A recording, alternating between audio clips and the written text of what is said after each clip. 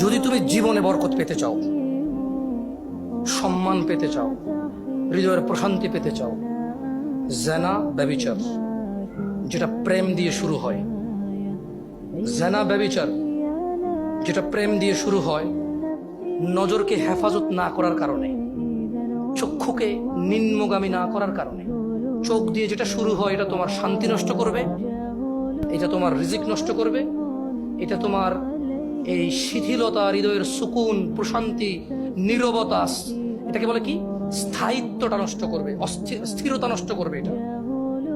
ছোট ভাই, তোমার প্রতি আমার নসিহত, তুমি কে নীল পড়ছে, লাল পড়ছে, কে ছোট পড়ছে, কে বড় পড়ছে, তুমি এগুলো মেজারমেন্ট করার দরকার নাই। তুমি নিচে নজর রাখো, হাঁটো, তোমার এটা জানারও দরকার নাই আজকে তোমার সামনে দিয়ে কয়টা মেয়ে কি পড়ে গেছে তুমি দেখোই নাই। তুমি নিচে হাঁটো, যথাসম্ভব তুমি যতটুকু নিচে দেখে হাঁটা সম্ভব তুমি তোমার চোখকে হেফাজত করো। লজ্জাস্থান হেফাজত হবে, লজ্জাস্থান হেফাজত হলে তোমার হৃদয়ের প্রশান্তি নষ্ট হবে না ইনশাআল্লাহ। রিজিকের দরজা খুলবেই খুলবে।